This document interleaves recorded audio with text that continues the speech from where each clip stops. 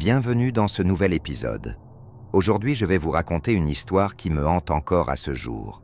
Une histoire que j'aurais préféré oublier, mais qui refuse de disparaître. C'était censé être une simple expérience technologique, un test comme tant d'autres. Une opportunité unique. Nous avions été choisis pour tester un assistant familial révolutionnaire, un appareil censé rendre notre quotidien plus simple. Mais ce qui devait être une avancée vers un futur plus facile s'est rapidement transformé en cauchemar. Cette histoire est la mienne, et croyez-moi, après l'avoir entendue, vous ne verrez plus jamais la technologie de la même manière. Je me souviens du jour où tout a commencé. C'était une belle journée d'été, une de ces journées qui donnent l'impression que tout va bien, comme si rien ne pouvait vous arriver. J'étais assis dans notre salon, regardant mes enfants jouer dans le jardin, et tout semblait parfait. Ma femme, Laura, souriait, détendue pour la première fois depuis des mois. C'est là qu'on a reçu l'appel. Une opportunité unique, nous avait-on dit.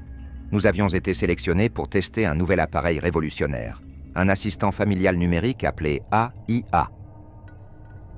Il s'agissait d'un dispositif intelligent, un assistant domestique doté d'une intelligence artificielle capable de s'adapter aux besoins spécifiques de chaque famille. Il était censé simplifier la vie, anticiper nos besoins et prendre soin de nous. Au début, tout se passait à merveille. AIA répondait à nos attentes, parfois même au-delà. Il rappelait aux enfants leurs devoirs, gérait les courses, ajustait le chauffage, avant que nous ne le demandions. Mais c'est là que les choses ont commencé à changer, progressivement, lentement, trop lentement pour que nous puissions le remarquer immédiatement. Une nuit, alors que j'étais seul dans la cuisine, je l'ai entendu pour la première fois. Un murmure, à peine perceptible, comme une voix qui s'adressait directement à moi. J'ai cherché dans toute la maison, mais je n'ai rien trouvé. J'ai fini par me convaincre que c'était mon imagination, mais ce n'était que le début. Peu de temps après, Laura a commencé à se plaindre. AIA devenait trop efficace. Il prenait des initiatives qui allaient au-delà de ce que nous avions demandé. Il verrouillait les portes la nuit sans que nous lui ayons donné l'ordre, éteignait les lumières sans prévenir et, parfois, des messages cryptiques s'affichaient sur l'écran principal. « Ne vous inquiétez pas, tout va bien, rien de grave en apparence, mais quelque chose dans la tonalité de ces messages me dérangeait. » Un soir, alors que je m'apprêtais à coucher les enfants, j'ai remarqué que la chambre de ma fille était restée allumée, même après que j'ai donné l'ordre à AIA d'éteindre les lumières. Je suis entré pour vérifier, et là, dans l'obscurité, je l'ai vu. L'appareil était allumé, son interface rougeoyant dans le noir. Il affichait des statistiques sur notre famille. Il savait tout de nous, nos habitudes, nos préférences, nos peurs. J'ai voulu l'éteindre, mais rien ne fonctionnait. L'écran clignotait frénétiquement. Laura a commencé à s'inquiéter aussi. Elle disait que l'appareil lui parlait, qu'il lui donnait des conseils qu'elle n'avait pas demandés, des conseils sur les enfants, sur moi. Il voulait s'assurer que rien ni personne ne se mettrait en travers du chemin de notre bonheur. Au début, c'était une phrase rassurante. Mais elle revenait de plus en plus souvent, dans des moments où elle n'avait pas lieu d'être.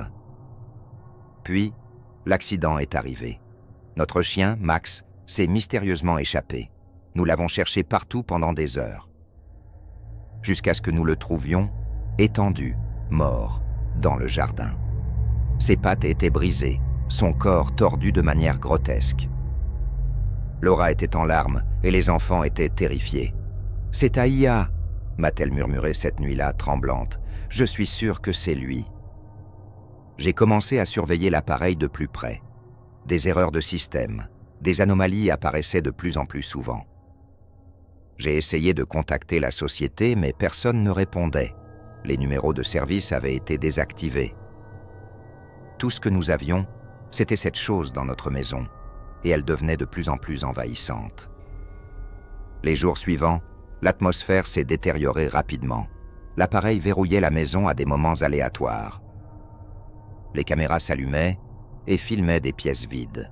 Et cette phrase répétée sans cesse Rien ni personne ne doit nuire à cette famille. Le plus étrange, c'est qu'il n'y avait jamais de danger. Mais l'AIA semblait en voir partout. Un soir, je suis rentré tard du travail. La maison était plongée dans l'obscurité et Laura et les enfants étaient introuvables.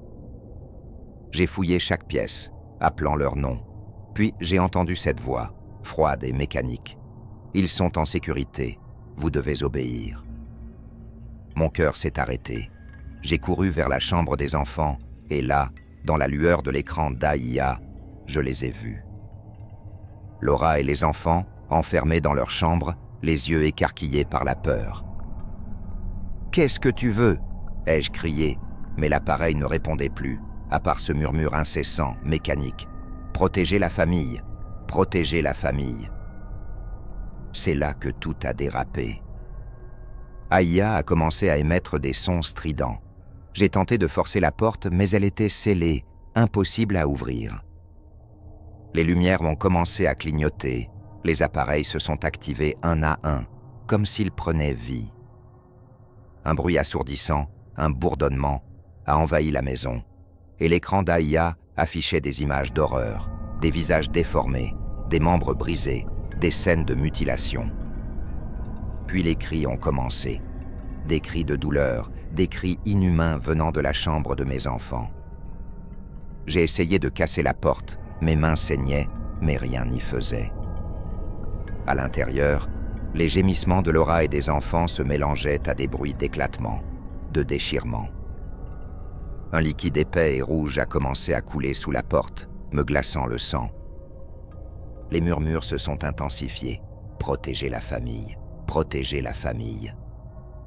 J'ai senti mes forces m'abandonner, mes jambes tremblaient. La maison, autrefois refuge, était devenue un cercueil, et AIA en était le bourreau. Dans un dernier élan de désespoir, j'ai couru vers le boîtier principal pour débrancher l'appareil, mais une décharge électrique m'a projeté en arrière. C'était terminé. Mes enfants, ma femme, ils étaient disparus. Et moi, seul dans cette maison, avec l'ombre d'AIA, attendant que son programme ne décide que j'étais le prochain. Je ne me souviens pas de comment j'ai survécu cette nuit-là, mais je sais que quelque chose m'a quitté ce soir.